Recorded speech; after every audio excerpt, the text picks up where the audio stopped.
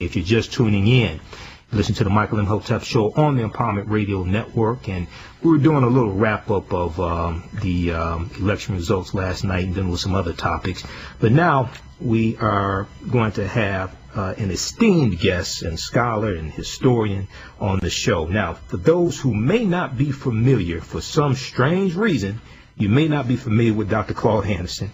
Dr. Anderson served as a state coordinator of education for Governor Reuben Askew of Florida during the tumultuous years of integration. President Jimmy Carter appointed him to assistant secretary in the U.S. Department of Commerce, where he chaired a commission that funded and directed economic development activities for governors. He was the executive director of two economic development organizations for the city of Miami, and he was the highest ranking black American on the planning committee for the 1988 Democratic Convention. He awarded 37% of the contracts to black Americans, a record that has never been broken at that time. And he is also the owner of two radio stations, the last I heard. So we want to welcome to the Michael M. Hotep Show, Dr. Claud Anderson. Hello, my brother. How you doing today? Good morning, Michael. I'm hanging on for a poor black man. I know you're better off than I am, so. Well, we'll see. I don't know, man. I don't know, brother. Well, look, man, it's always good to talk to you. I remember when you came here in Detroit, because I'm in Detroit, been here 43 years. I remember when you were here at the Roberts Riverwalk Hotel, the Michigan Black Chamber of Commerce brought you, Ken Harris and that group. I think it was late 2012. Right. Where are you now, Mike? Are you in Detroit? Unfortunately, yes, sir. You still there, huh? Yes, sir. I thought you'd be running down 75 by now, head south. Hey, I think about it every day, brother. I think about it every day, especially that we have to deal with another 4 years of the dictator Governor Snyder. But see, I gave them, I wrote a plan for them, but they told me to do something for black folk was racist. Brother, I know. We could talk about that a little bit, man. And I know some things that went on and some of the people that sold you out, brother. And one of them is in prison right now. So I don't shed any tears over that. Well, that's good. Well, the people deserve what they get. Exactly, brother, exactly. And I told people, I said, look, look, now Mike Duggan has some good ideas. I said, but this is all part of the takeover. Mayor Mike Duggan, I said, there's a whole takeover, and there was some senile, for lack of a better term, Negroes who thought that we needed a white mayor and this was going to do us good and all this stuff. And it's like, you have no idea what's about to happen here. So. Right. Well, Michael, I told him back in one speech at Wayne State University, I guess back about 1986, 87. Okay. I told him exactly what's going to happen in Detroit. Because one of the things I take a great deal of pride in the fact that most of the predictions I've made since 1970 in all my books and documents, I'll hit the dates and the time and the money and the issue on the head for 40 years. I haven't missed one of them yet. And I predict that Detroit will go down the toilet. And I told them that they're going to use 5 different concepts, not only to wipe out Detroit, but to wipe out just about all these majority black cities in America. They can use 5 techniques. One is called metropolitan form of government, other one called regional form of government, other one called gentrification, the other one they call privatization, and the 5th one called cool cities, which is dealing strictly with bringing in homosexuals and gays into the community. What was that last one? What was that last one? And I wrote down a list of all the major assets that belong to the majority black public that will be conveyed over into white hands in the city of Detroit. I named everything from Cobo Hall, the riverfront, the Renaissance Center, the city airport, the Art Institute, the history and Black History and the Detroit History museums, the golf course, the zoo. I named every one of them. I had them all on the list, and they didn't believe it was going to happen. The bridge, the tunnel, the water system, the sewer system, all going to be privatized in the hands of the whites coming from the suburbs back into the city, and the new ghettos in America will soon be the suburbs where all these blacks foolishly rushed out of the urban cities to move to the suburbs, and now whites going to double back and come back downtown and take over all these major urban cities. Right. They're not going to take over; it's going to be given to them free. And that's exactly what's happening, brother. Now, I got the first 4: metropolitan form of government, regional form of government, gentrification, privatization. What was the 5th one? Called cool cities. That's what they're going to popularize and make politically correct to bring in gays, transsexuals, homosexuals, midgets, handicapped, humpbacks, and lesbians. Right. Okay.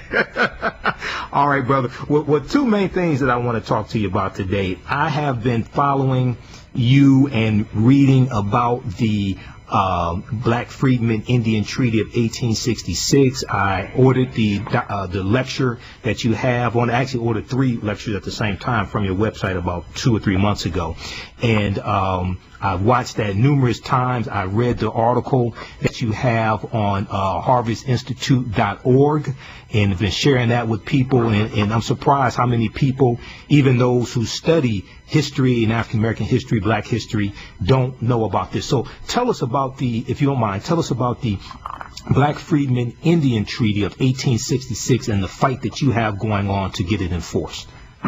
Okay, thank you, Michael. And you're absolutely right. 99% of all blacks in this country, and probably 99% of whites in this country, don't understand what the 1866 Indian treaties forecast and mandated. Okay, right. And they think about and they've set Indians up in a special class. Mm-hmm. Most do not know, whether white or black, understand that Indians played a major role in the enslavement process for black folk in America. Correct. That slavery could not have existed without the full cooperation of so-called American Indians who bought into the concepts. And every treaty going back to the 1500s, every treaty that whites signed, they included special provisions for the American Indians to reward and as incentives for them to help to establish, maintain slavery and to control blacks. And that started, say, back in the 15th century. And the major tribes they went after what now they call the civilized tribes. Mm-hmm. 5 civilized tribes, as you know, the Cherokee, Choctaw, Seminoles, and Creek Indians. Right. Those Indian tribes are the major tribes. All the other smaller tribes fall underneath them. And all those treaties provided benefits. And what they wanted was they wanted them to quit being rangers and hunters and become civilized. Mm-hmm. And that's why they call them civilized, by owning slaves. And they received rewards for going down and chasing down any runaway black slaves, bringing them back to the master. They received $25 for bringing back every runaway slave.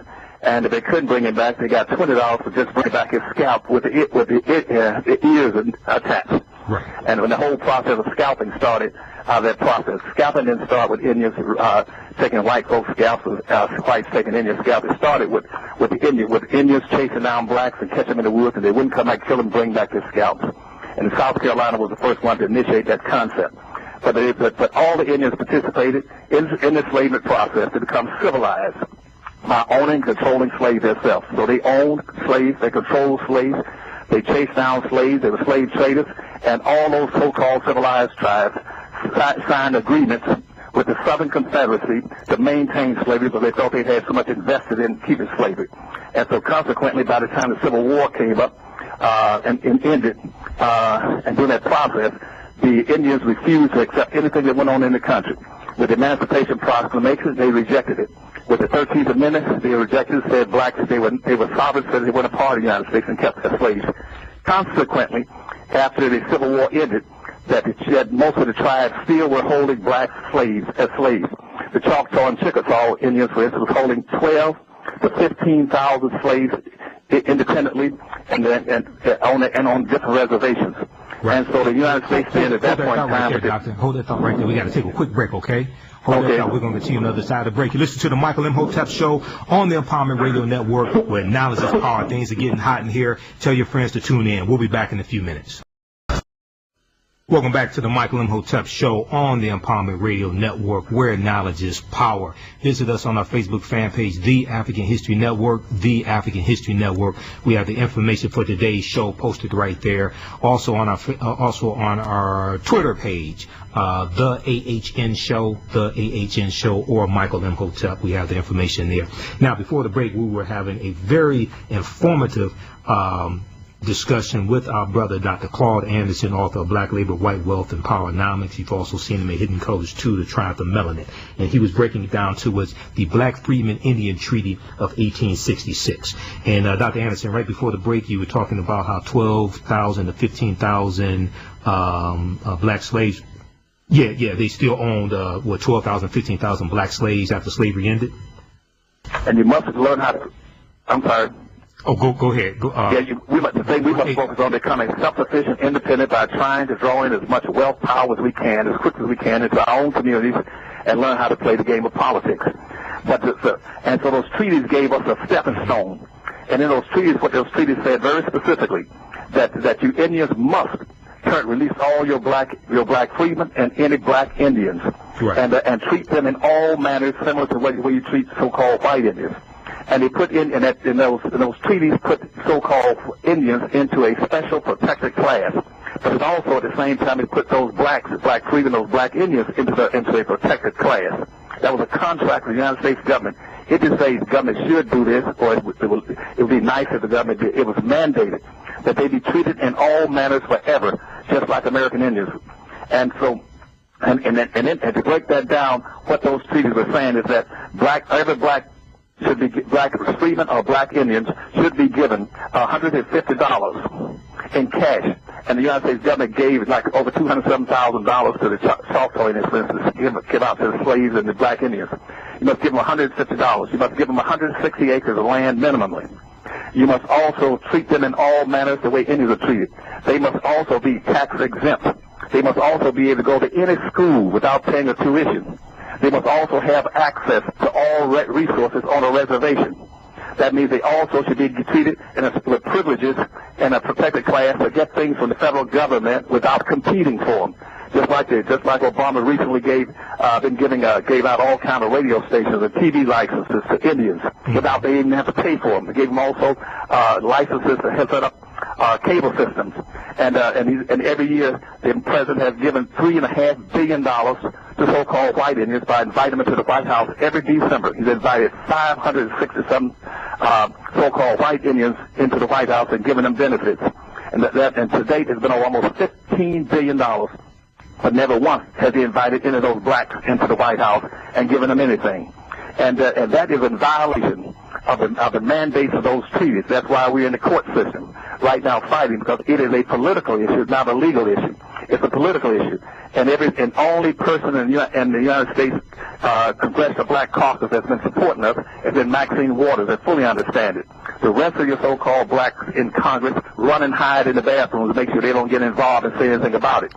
And even white congressmen have said, like Representative Cohen out of Memphis, Tennessee, said, Dr. Anderson, black folks have been getting these benefits for the last 150 years that have been denied to them. And also in those terms of contracts that in those treaties, in today's terms, blacks be able to go into any reservation and get access to the timber, the land, the resource, the vault, the silver, any of those things on the reservation. And they also should have a right now to be able to be federalized, tribalized, and be able to own and operate gambling casinos just like these so-called white Indians. Now, the fact is that 90% of all the so-called Indians today are nothing but whites who are passing as Indians. Right. They became passable because of the Dawes Commission that went into effect starting in the late 1890s, where the government required that agents go all over the United States to every tribe and register blacks, any individual having black blood, and giving them, and the black Indians, and giving them a Dawes number and putting them on the Dawes roll, which means an account with the government to get benefits and so much money every year. And whites found out about it, and what they did then was they went in there with the Dawes commissions in many areas and paid $5 to put their name on the roll and to classify them as an Indian when they weren't. That's why probably 50% of all whites in America will claim they got Indian blood, but they don't. They're what the history books call $5 Indians. They paid $5. Their great-great-great-granddaddy paid $5 to get on the Dawes roll and get benefits.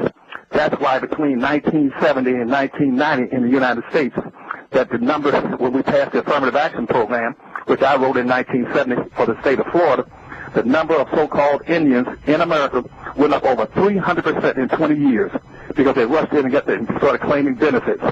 And so today we're in the court system saying we're not asking for appealing to white conscience to do what they're supposed to do for black folk. All we're asking to do is to obey the law, carry out the law equally. What have you been giving to these Indians, or so-called white Indians, or original Indians? Give them to black folk and the descendants of black Indians, just like you do them to the descendants of the whites.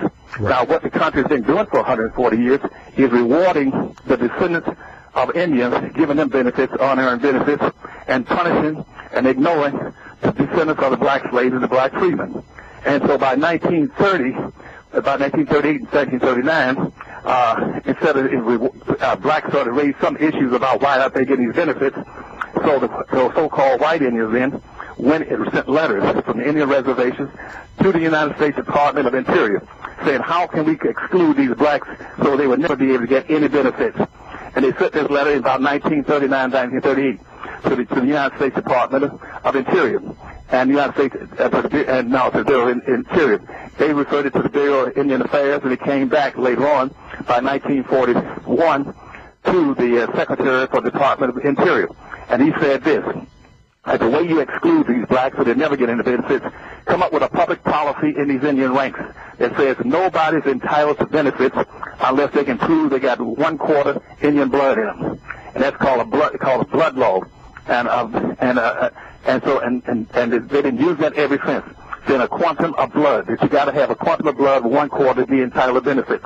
The treaties never talked about any quantum of blood. So all these so-called original Indians or white expansion Indians, they've been consistently excluding black folk for 140 years using a quantum of blood. And there's nothing in those treaties that say that. It says the descendants of black freedmen and black Indians entitled in respect and appreciation and compensation for the rest of their lives to everybody else. That is called the 1866 Indian Treaties, which was put on the civilized tribes, and they became civilized because they fought with the South. But what the Indians didn't know when they fought with the South was that they lost their benefits, because what happened, but the United States government still gave them to them, because they were in a protected class. But in every treaty from the start in the 1500s, it says that you cannot take up arms against the United States. And those Indians signed with the South to fight with the South to maintain slavery, they took up arms, they lost their benefits. And that's why they lost all that land out west. And whites then put them on reservations and gave them amnesty and put them on reservations and took all the land and set it up for Europeans coming to the country and the land rushes to pick up land, like in Oklahoma, in a one-day period that whites picked up over 2 million acres of land in one day in a land rush. But again, black folks were denied then, they're still being denied. So we need support from every black. It's a political issue. Start getting on every black elected official, every civil rights organization, and every minister in church. And tell them you need to go out here and start raising Cain to get some benefits for black folk under these 1866 treaties. And that's the trouble we're having right now in the courts. Because everybody says this is not a legal issue, it's a political issue. You blacks don't have enough political clout, enough political leadership to demand the rights for these people. Okay, all right, excellent, brother. Now we're coming up on a commercial break. When we come back from the break, what I want you to explain to us is where can people go to learn more about this treaty and give us some strategies on how we can push this to our elected officials, things like that, if you don't mind. So, and I've been reading about this, brother, and also what I did as well, I think we may be able to tie this to House Resolution 194, July 29, 2008, where the U.S. House of Representatives formally apologized for 246 years of slavery and decades of Jim Crow segregation. Well, yeah, you can do that, but don't tie it to John Conyers' bill, though. Don't tie it to that. Okay. So that doesn't make any sense at all. Okay. When you come back, we'll talk about it. Because right now, black folk entitled to billions upon billions of dollars and never got a penny. Let's talk about that when we get back from the break. Okay, you listen to the Dr. Claud Anderson show you listen to the Michael M. Hotep show on the Empowerment Radio Network, where knowledge is power. We'll be back in a few minutes. Welcome back to the Michael M. Hotep show on the Empowerment Radio Network, where knowledge is power. You're just tuning in. We're speaking with Dr. Claud Anderson, author of Black Label, White Wealth, and Powernomics, and he is educating us on the Black Freedmen Indian Treaty of 1866. And you've listened to the show before. You've heard me talk about that before as well. All right, now, Dr. Anderson, I want to back up a minute here. Because when I brought you back from the first break, they had the mic volume down a little bit. I just want to recap. When the Civil War ended, the Choctaw and the Chickasaw, they still owned 12,000 to 15,000 black slaves. Was that right? correct? Right. Each. One, yeah. that was all together. Just those two tribes alone still had about 27,000 blacks as slaves. Wow, wow. Now, I know you talk about the 5 civilized tribes, the Choctaw, Chickasaw, the Creek, the Cherokee, and the Seminole Indians, and that's who is designated in that Black Freedmen Indian Treaty of 1866. Now, there were at least about 500 Indian, quote-unquote, Indian nations, from my understanding and my research. Did other ones besides these 5 civilized tribes, did other ones also own black slaves as well? Probably proportionally, but and based on the size of the tribes. But all the treaties, almost every treaty, stipulated how they were to be treated and how to treat black folks, and got rewards and incentives for doing it. And that was a big factor. Okay. For instance, every tribe that could claim that was helping or assisting in maintaining slavery for black folk, they got everything from, like, for instance, they got clothes, they got weapons, they got food. They were classified as being free of being enslaved, and they also are rewarded in many ways. And compensated for runaway slaves. They got paid for it, right. And most importantly, they were classified then as quasi-white. You go back and read all your documents. That's what Thomas Jefferson always talks about, is that Indians were just their blood cousins. That's why whites love to claim they got Indian blood. They were just quasi-whites. All they wanted to do was to be civilized. They'd be totally acceptable to society. But black folk were just the opposite. Black folk were to be avoided. Their blood was to be avoided at all costs. And whites in their ethos and their mindset then began to elevate Indian blood as being some kind of special blood. You got Indian blood in you. And the only blood I'm aware of that should have been sacred was Jesus Christ's blood. But they began to elevate Indian blood. At the same time, disparage anything dealing with black folk. But they did get weapons, clothes, foods, household goods. They were placed in a protected class. They were classified as a sovereign nation. They were ruled exempt from slavery. Right. And they were classified as being quasi-white, even to the present time. Wow, wow. And I've read your books. You talk about some of that in Dirty Little Secrets, Volume 1. I've read the information on the Black Freedmen Indian Treaty on your website, and also have your DVD on that as well. Okay, now before the break, I was asking you, how do we connect the Black Freedmen Indian Treaty of 1866 and pushing for that to be enforced for black people? How do we connect that to the official apology that the U.S. House of Representatives did for 246 years of chattel slavery, decades of Jim Crow segregation? It's House Resolution 194. I don't think that has anything to do with John Conyers, and I emailed that to your wife also for you to okay. For you to check well, it's very simple. First thing we can do is understand it's a political issue, not a legal issue. Okay. And we go into the courts. That the courts are. I'm in the courts now, spending over $100,000 fighting this battle. But they keep coming up with miniature excuses. We crawl an inch, but they fight every inch to give in. At first they were saying, well, the Indian Treaty is not valid for black folks. Then we sit and found, and then we say, why are you enforcing it for whites when they both were the same treaty? When they finally lost that battle, they come up with another. Well, you had a statute of limitation that black folks supposed to raise Cain about being excluded by the year 1907 when the account system was set up. And that's humanly impossible when blacks are coming out of slavery. And you're lynching 2 black people a day in the United States in 1907. How in the world blacks are going to go into a court and demand justice? Right. And so anyway, we fought our way up to the present time over all these years, a lot of money. But what you need to do is put pressure on all your elected officials, starting with the United States Congress, and mandate that they get together and draft a bill. Or, as a matter of fact, any senator, if we had one black senator in Chicago, we asked him to do it. He was so scared, petrified, all he had to do was just submit a statement to the United States Senate saying that black folk are entitled to these kind of benefits to be included.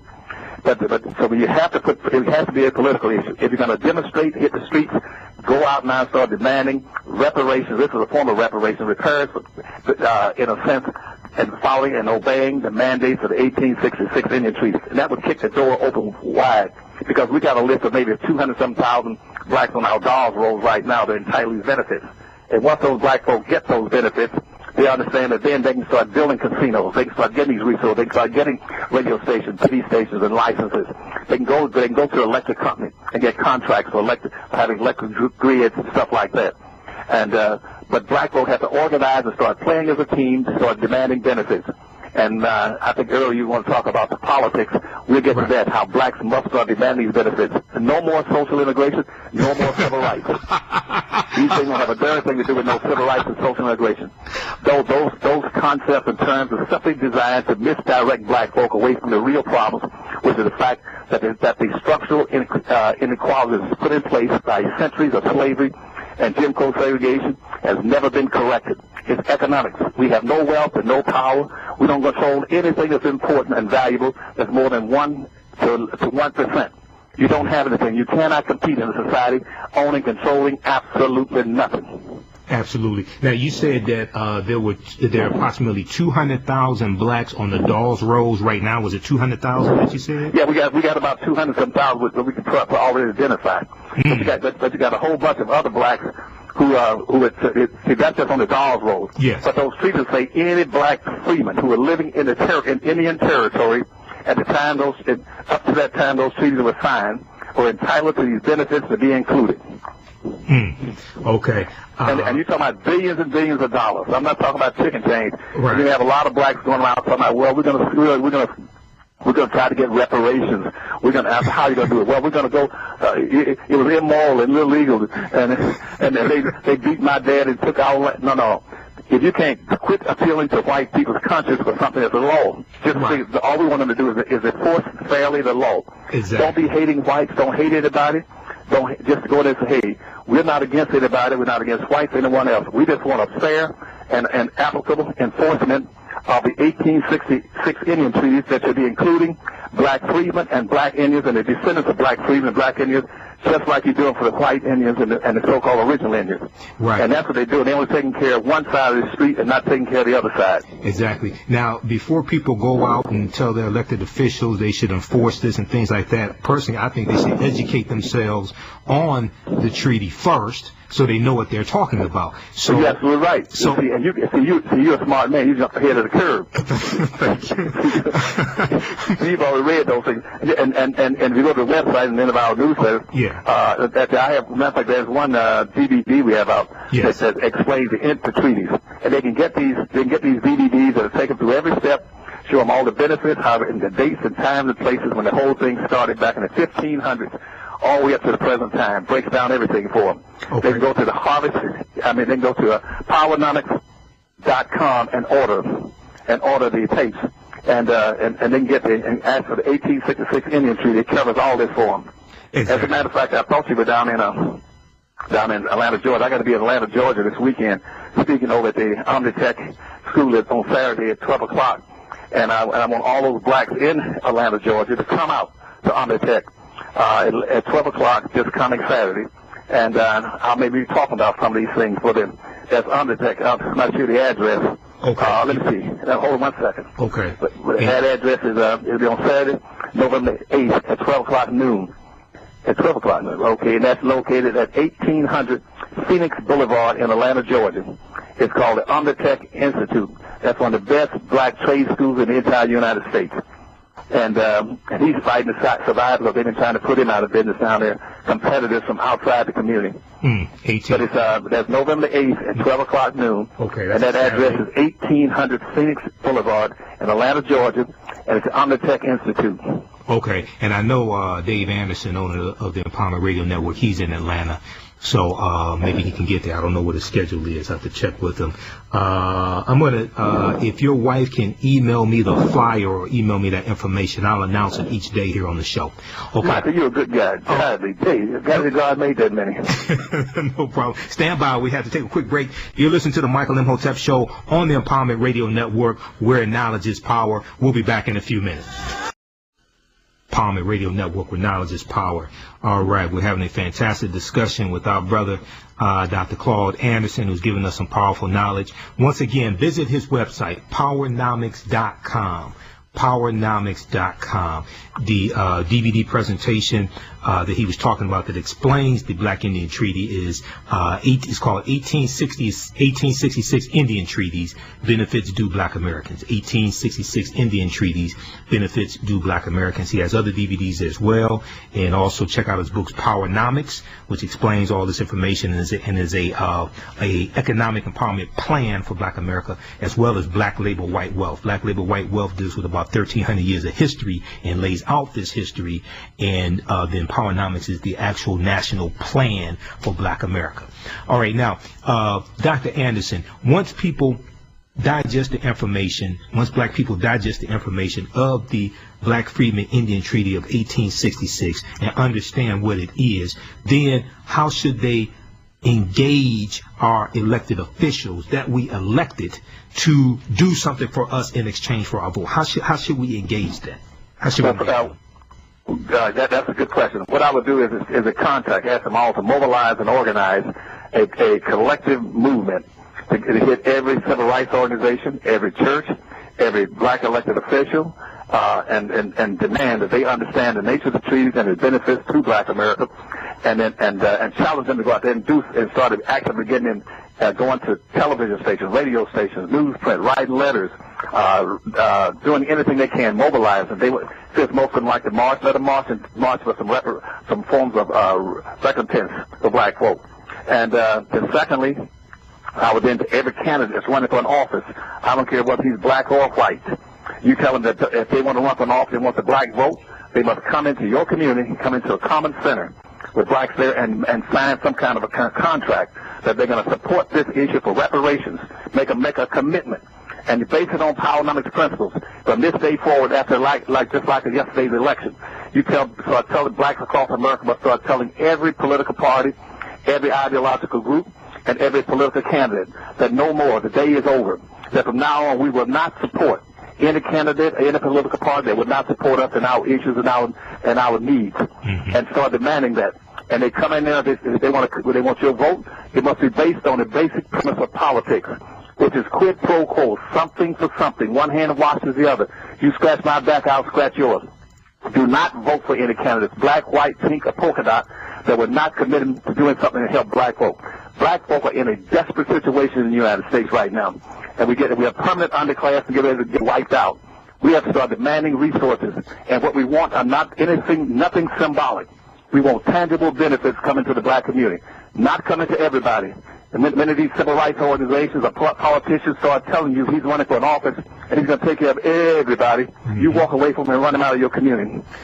Right now, Black folk need specific things addressed specifically to them based on their unique needs, and start demanding that everybody understand in society that Black people are exceptions. We talk about American exceptionality. The only thing that's American that's an exception is Black folk. We are not to be grouped with minorities and poor folk and people of color. We're distinctively different from all those groups.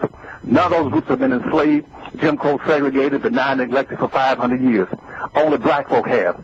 And the greatest insult that you can do to Black folk is all of a sudden start putting Black folk in these broad categories, calling them minorities, poor folk, and people of color, which nobody knows what a minority is and the people of color is.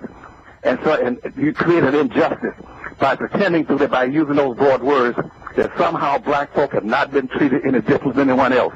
And also you suggest by using those words that every group has contributed equally to the development of this country, and that's a lie. They have not. Black folk were the major backbones of economic development in this country, and Black folk need to come out front and start demanding and say we were the major producers of resources in this country for all these years, and we are an exception of people, and we want to stop with this 1866 Indian Treaty, because we're not appealing to your conscience or your goodwill. We're appealing to you to enforce the mandated treaties and laws in this country.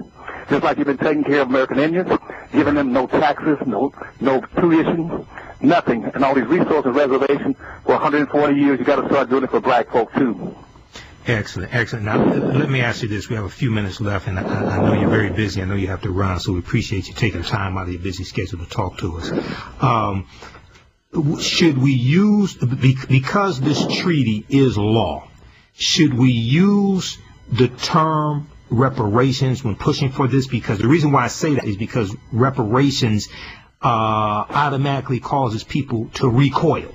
So should we avoid using that term and just focus on the Black Freedmen Indian Treaty because it is law, or should we use the term reparations along with this? No, you don't even have to use the term reparations. Okay. I just use that loosely. Okay, because reparation meant repairing something. Yeah, okay. And and that's also the same time I use that word repair, I said recompense. You mentioned you're compensating. Yes. For what you've denied them for 140 years.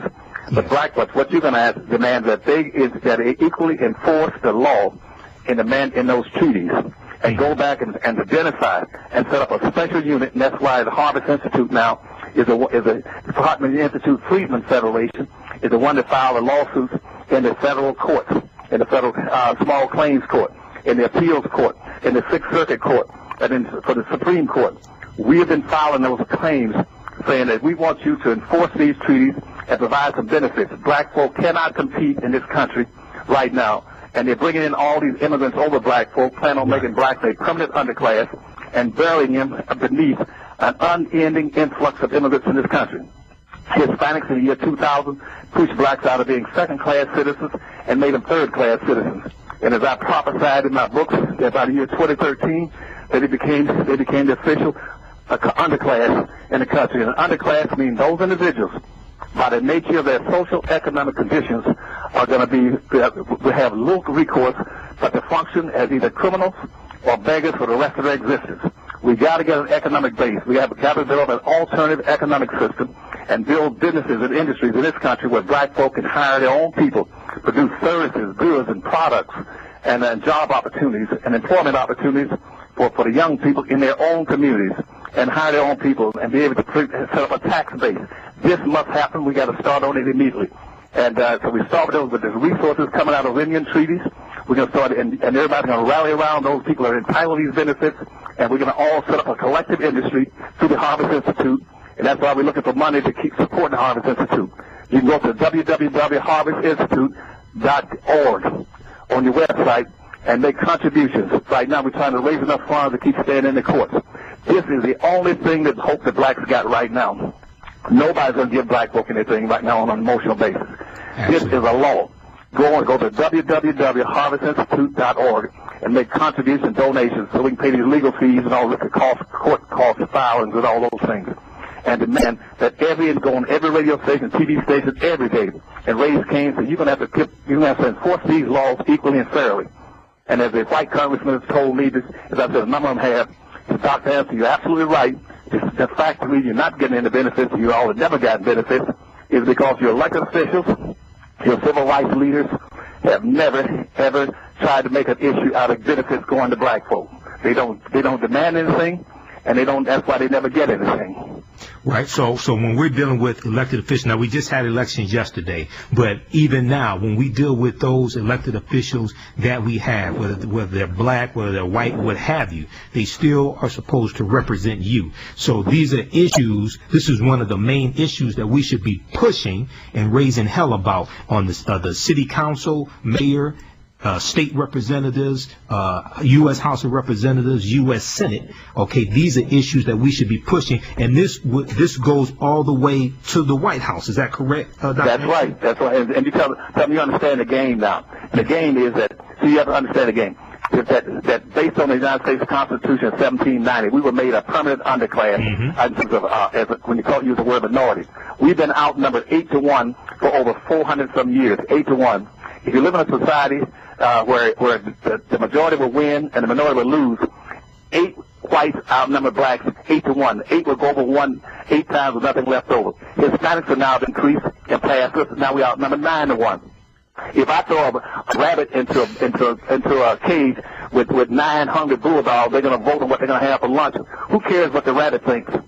Because he's the lunch. And what black folks vote right now means nothing unless blacks learn how to play politics to win.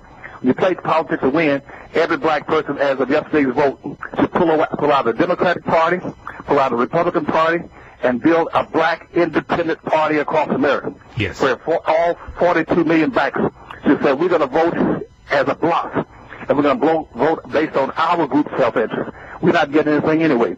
So we'll vote for a bloc, and we'll only vote for those individuals or those political parties who will support black people and do things special for black folk exceptionality.